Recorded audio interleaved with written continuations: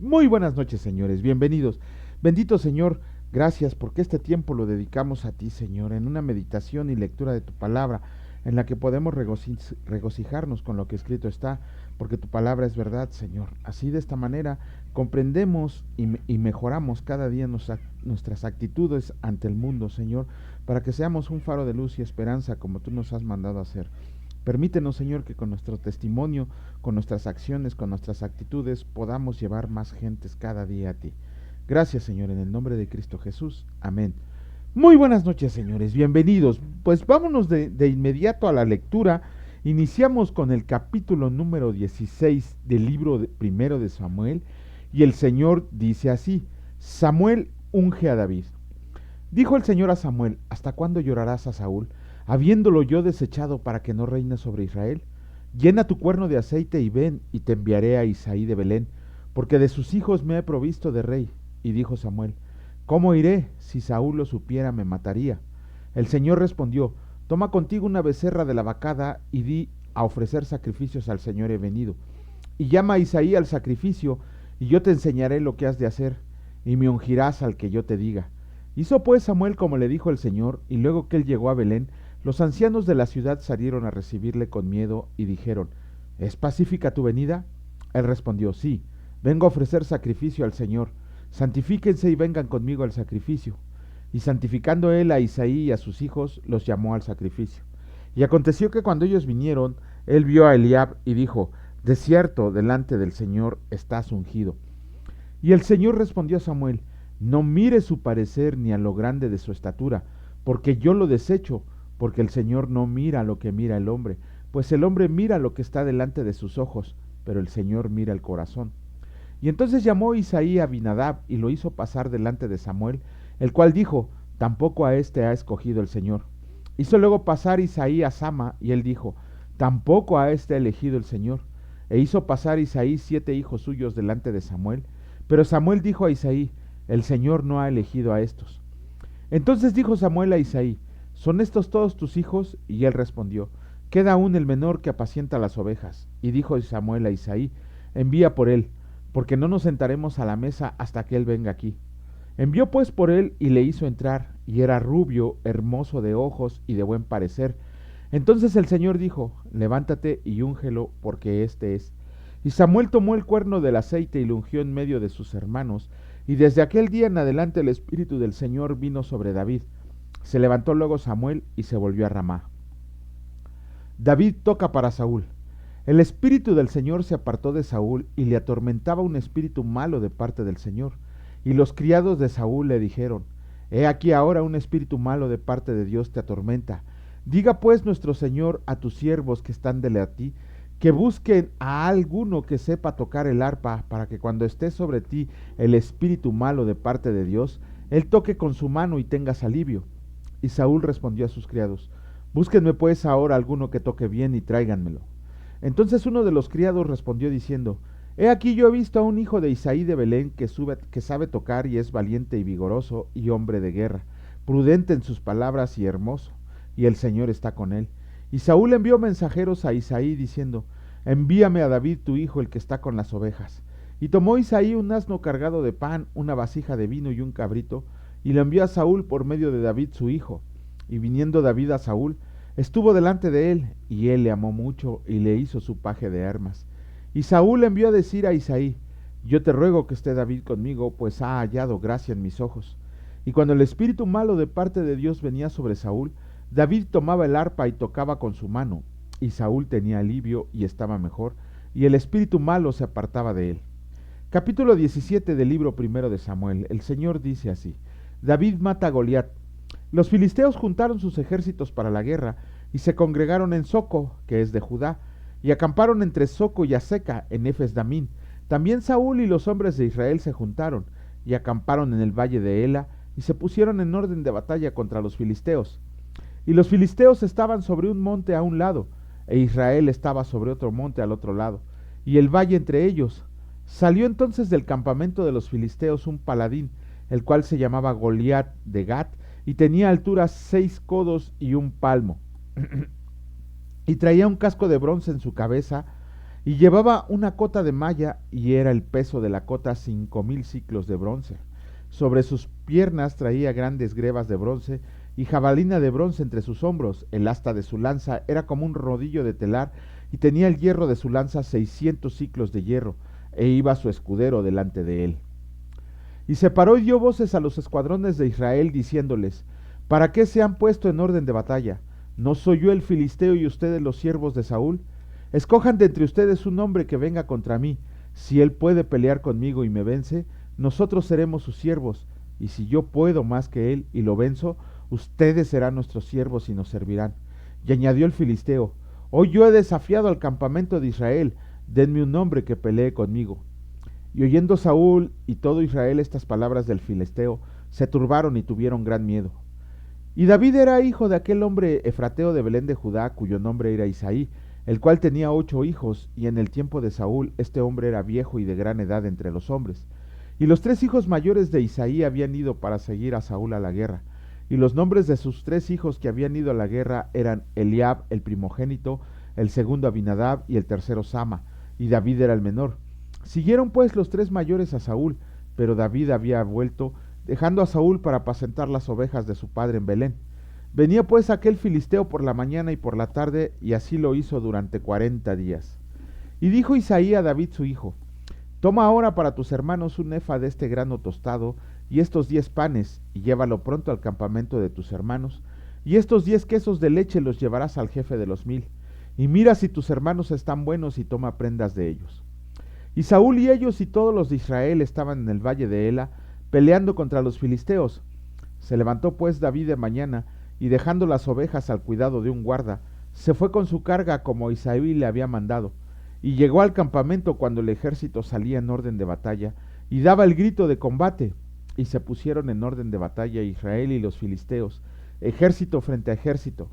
Entonces David dejó su carga en mano del que guardaba el bagaje, y corrió al ejército, y cuando llegó, preguntó por sus hermanos si estaban bien. Mientras él hablaba con ellos, he aquí que aquel paladín que se ponía en medio de los 2 campamentos, que se llamaba Goliat, el filisteo de Gat, salió de entre las filas de los filisteos y habló las mismas palabras, y las oyó David. Y todos los varones de Israel que veían a aquel hombre huían de su presencia y tenían gran temor. Y cada uno de los de Israel decía: ¿No han visto aquel hombre que ha salido? Él se adelanta para provocar a Israel. Al que lo venza, el rey le enriquecerá con grandes riquezas y le dará su hija, y eximirá de tributos a la casa de su padre en Israel. Entonces David habló a los que estaban junto a él, diciendo: ¿Qué harán al hombre que venza a este filisteo y quite el oprobio de Israel? Porque, ¿quién es este filisteo incircunciso para que provoque a los escuadrones del Dios viviente? Y el pueblo le respondió las mismas palabras, diciendo: Así se hará al hombre que le venza. Y oyéndolo hablar Eliab, su hermano mayor, con aquellos hombres, se encendió en ira contra David y dijo: ¿Pero qué has descendido? ¿Para qué has descendido acá? ¿Y a quién has dejado aquellas pocas ovejas en el desierto? Yo conozco tu soberbia y la malicia de tu corazón, que para ver la batalla has venido. David respondió: ¿Qué he hecho yo ahora? ¿No es esto mero hablar? Y apartándose de él hacia otros, preguntó de igual manera, y le dio el pueblo la misma respuesta de antes. Fueron oídas las palabras que David había dicho, y las refirieron delante de Saúl, y él lo hizo venir, y dijo David a Saúl: No desmaye el corazón de ninguna causa de él, tu siervo irá y peleará contra este filisteo. Dijo Saúl a David: No podrás tú ir contra aquel filisteo para pelear con él, porque tú eres muchacho y él un hombre de guerra desde su juventud. David respondió a Saúl: Tu siervo era pastor de las ovejas de su padre, y cuando venía un león o un oso y tomaba algún cordero de la manada, salía yo tras él y lo hería y lo libraba de su boca. Y si se levantaba contra mí, yo le echaba mano de la quijada y lo hería y lo mataba. Fuese león, fuese oso, tu siervo lo mataba. Y este filisteo incircunciso será como uno de ellos, porque ha provocado al ejército del Dios viviente.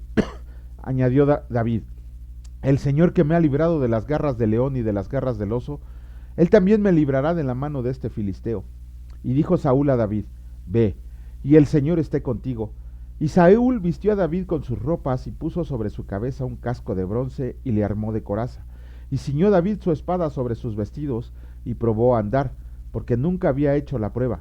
Y dijo David a Saúl: yo no puedo andar con esto porque nunca lo practiqué.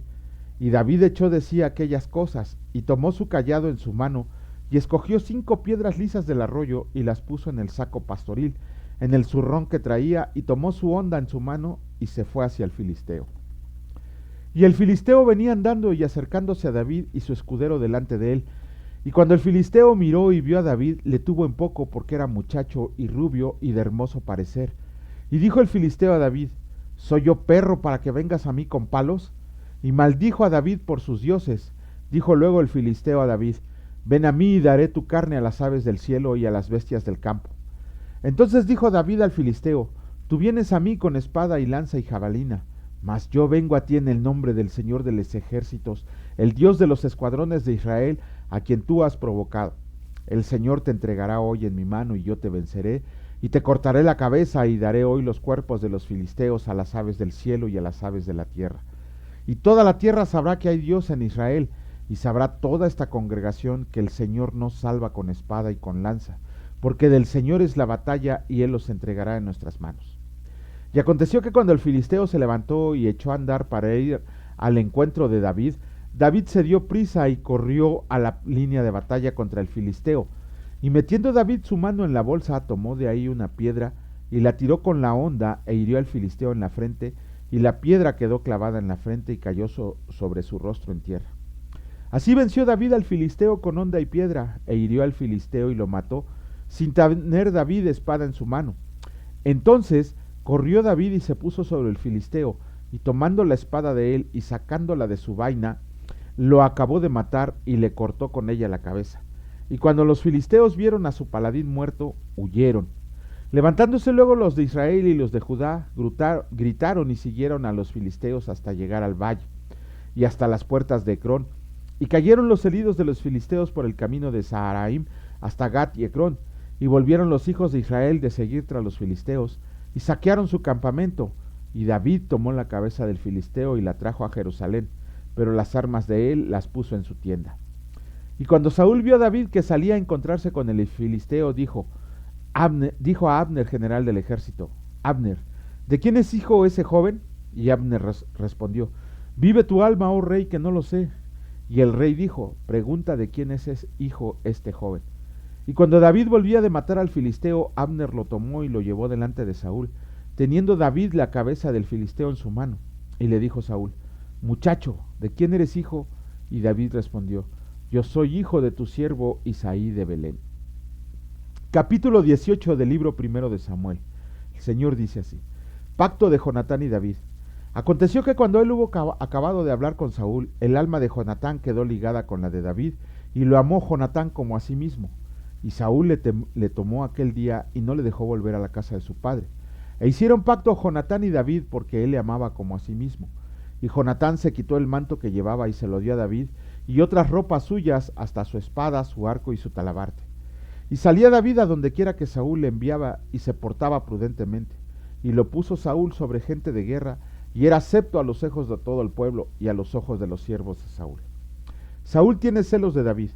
Aconteció que cuando volvían ellos, cuando David volvió de matar al filisteo, salieron las mujeres de todas las ciudades de Israel, cantando y danzando para recibir al rey Saúl con panderos, con cánticos de alegría y con instrumentos de música. Y cantaban las mujeres que danzaban y decían, Saúl hirió a sus 1000 y David a sus 10,000.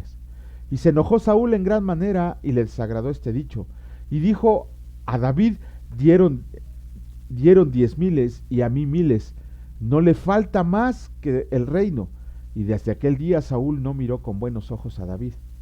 Aconteció al otro día que un espíritu malo de parte de Dios tomó a Saúl, y él desvariaba en medio de la casa. David tocaba con su mano como los otros días, y tenía Saúl la lanza en la mano, y arrajó Saúl la lanza, diciendo, enclavaré a David a la pared. Pero David lo evadió 2 veces. Mas Saúl estaba temeroso de David, por cuanto el Señor estaba con él, y se había apartado de Saúl, por lo cual lo alejó de sí, y le hizo jefe de 1000, y salía y entraba delante del pueblo, y David se conducía prudentemente en todos sus asuntos, y el Señor estaba con él, y viendo Saúl que se portaba tan prudentemente, tenía temor de él, mas todo Israel y Judá amaba a David, porque él salía y entraba delante de ellos. Entonces dijo Saúl a David, He aquí yo te daré Merab, mi hija mayor, por mujer, con tal que me seas hombre valiente y pelees las batallas del Señor. Mas Saúl decía, no será mi mano contra él, sino que será contra él la mano de los filisteos. Pero David respondió a Saúl, ¿quién soy yo, o qué es mi vida, o la familia de mi padre en Israel, para que yo sea yerno del rey? Y llegado el tiempo en que Merab, hija de Saúl, se había de dar a David, fue dada por mujer a Adriel Meolatita. Pero Mical, la otra hija de Saúl, amaba a David, y fue dicho a Saúl, y le pareció bien a sus ojos. Y Saúl dijo, yo se la daré para que le sea por lazo, y para que la mano de los filisteos sea contra él. Dijo pues Saúl a David por segunda vez, tú serás mi yerno hoy. Y mandó Saúl a sus siervos, hablen en secreto a David, diciéndole, he aquí el rey te amó, y todos sus siervos te quieren bien. Sé pues yerno del rey. Los criados de Saúl hablaron estas palabras a los oídos de David, y David dijo, ¿les parece a ustedes que es poco ser yerno del rey, siendo yo un hombre pobre y de ninguna estima?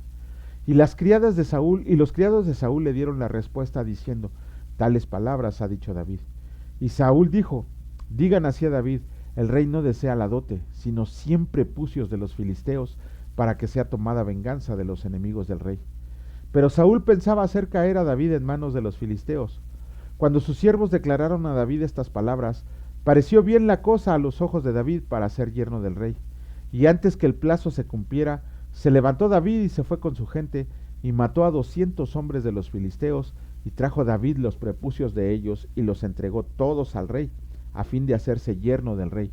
Y Saúl le dio a su hija Mical por mujer, pero Saúl, viendo y considerando que el Señor estaba con David, y que su hija Mical lo amaba, tuvo más de temor de David, y fue enemigo de David todos los días.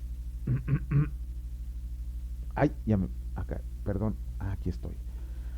Y salieron a la campaña los príncipes de los filisteos, y cada vez que salían David tenía más éxito que todos los siervos de Saúl, por lo cual se hizo de mucha estima su nombre. Con esto terminamos los capítulos del primer libro de Saúl. Bueno, empieza la historia de David en este libro de Samuel, ¿no? Personalmente, me costó mucho trabajo entender por qué Dios amaba tanto a David. Me costó muchísimo trabajo entender por qué Dios lo amaba tanto a David, ¿no? Siendo como fue. Sin embargo, por medio de la lectura de la palabra tenemos que comprender por qué Dios amaba tanto a David y se sentía tan orgulloso de él, aún y con todas las cosas que hizo David. Pero eso será tema de otras lecturas. Primero vemos aquí algo que tiene que ver con lo que dice Efesios 6, la armadura. En Efesios 6 se habla de la armadura de Dios y nos ordena que nos pongamos el casco, el peto, el cinturón, el calzado, la espada. Y aquí a David vemos que Saúl lo quiso investir de su armadura. Pero ¿qué dijo David? Yo no sé andar con estas cosas, ¿no? De hecho, alguna vez tuve que hacer una prédica compaginando estos dos temas, porque luego, si en Efesios nos dice que nos pongamos la armadura de Dios, pero David no la sabía usar, imagínense nosotros cuando se nos ordena hay que ponernos la armadura de Dios, y si no sabemos cómo usarla, nada más nos va a hacer cargar peso.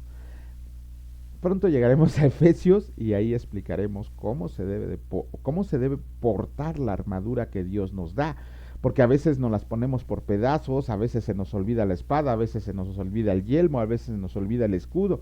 La armadura de Dios va completita, o mejor, ni te la pongas porque vas a andar desarmado. Y otra de las cosas que tenemos que ver es, aquí tenemos que comprender algo.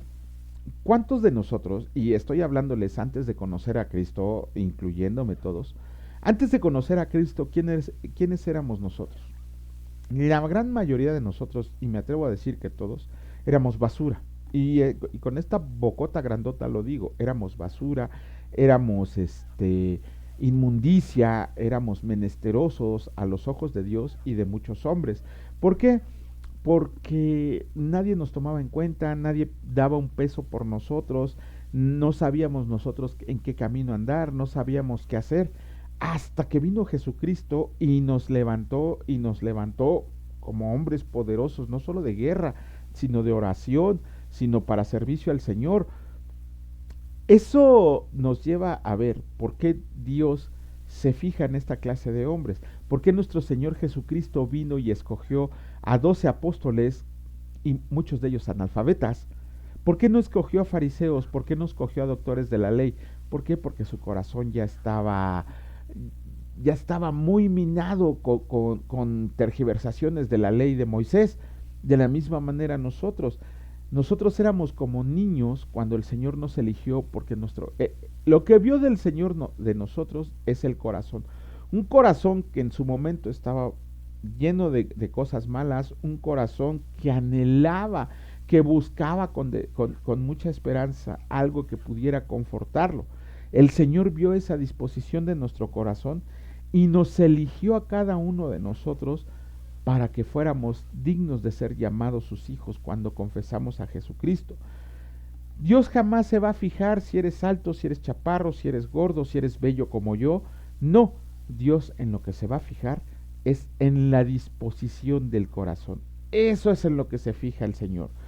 Bueno, vamos a terminar la lectura del capítulo 14 del Evangelio de Marcos y el Señor dice así: Jesús ora en Getsemaní. Vinieron pues a un lugar que se llama Getsemaní y dijo a sus discípulos: siéntense aquí entre tanto que yo oro.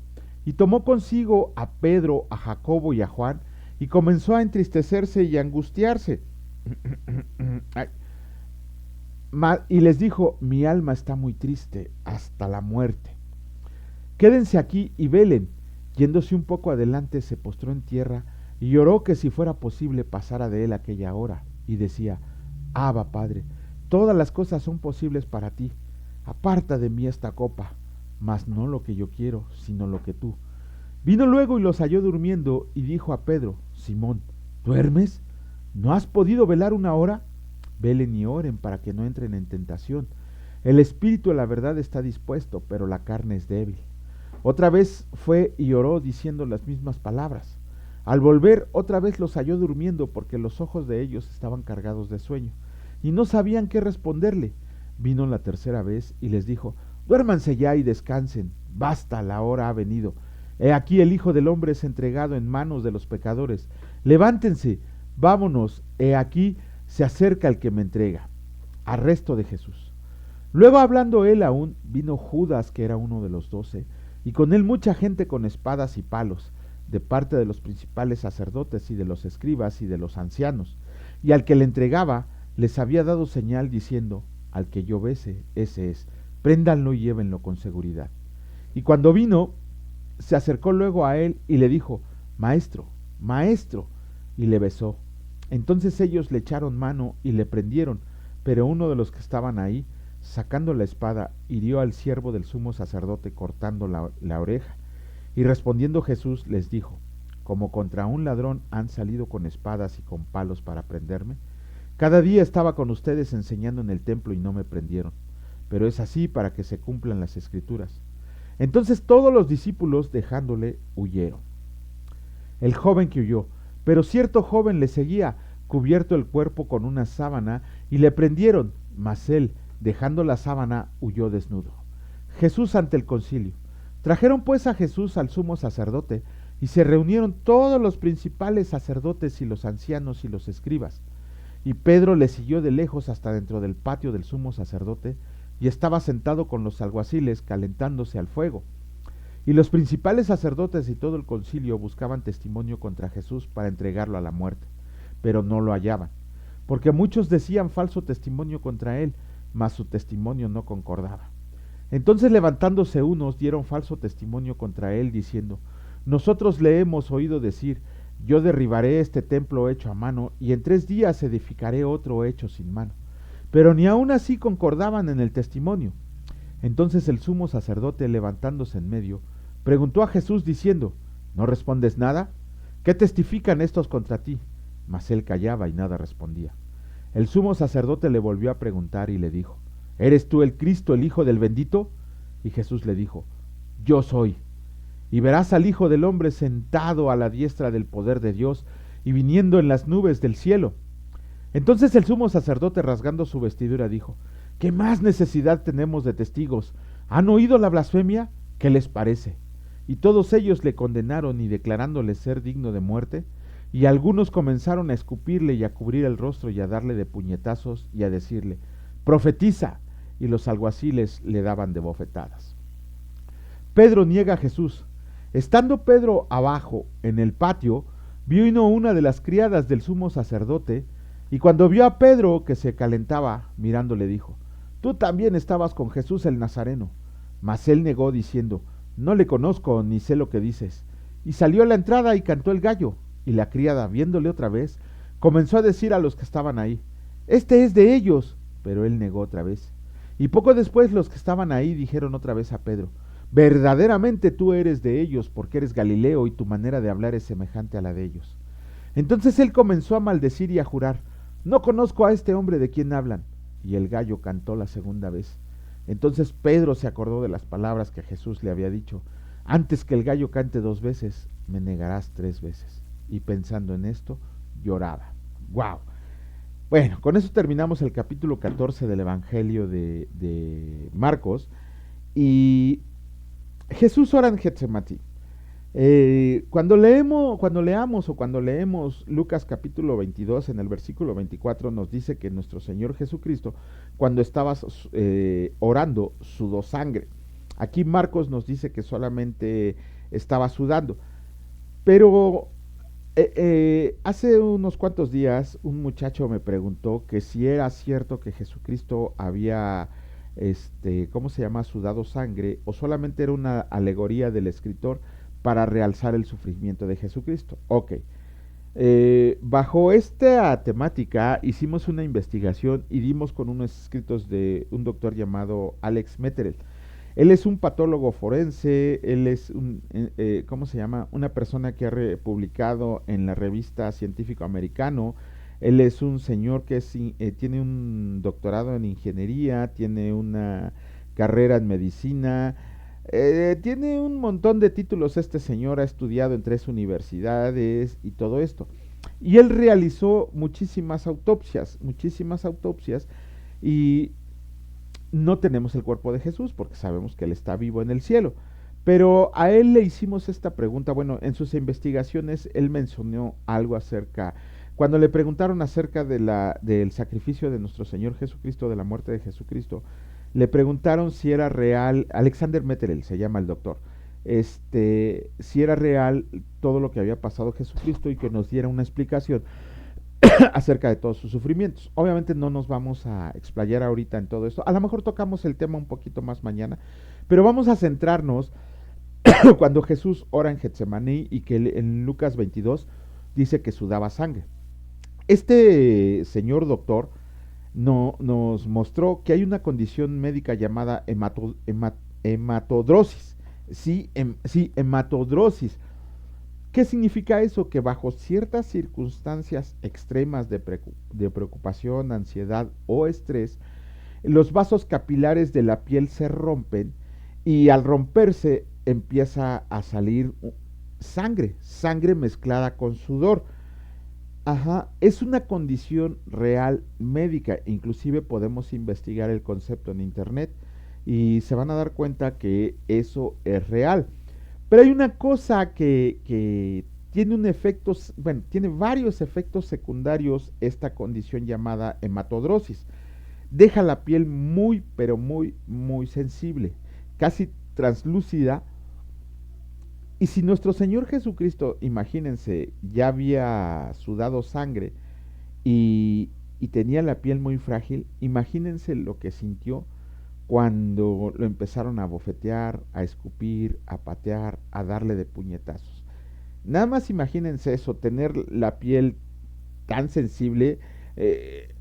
No sé si habrá alguno entre ustedes que manipule o maneje mucha agua, y las manos se ponen como pasitas, las yemas de los dedos, pero la piel también se pone muy sensible. Tan es así que cuando inclusive tú por equivocación te rasguñas un poco, te traes pedazos de carnita y cuerito y te empieza a sangrar. Imagínense esa condición de nuestro Señor Jesucristo, esa hematodrosis, y que le empezaran a golpear, a escupir, a hacerle todo lo que hicieron, a levantarle falsos testimonios porque no había de ninguna manera cómo acusarlo. Y él tuvo que pasar por ese calvario. Y mañana vamos a ver un poquito de ese calvario, aunque Marcos lo toma muy, muy rápido. En Lucas está muy explícitamente detallado.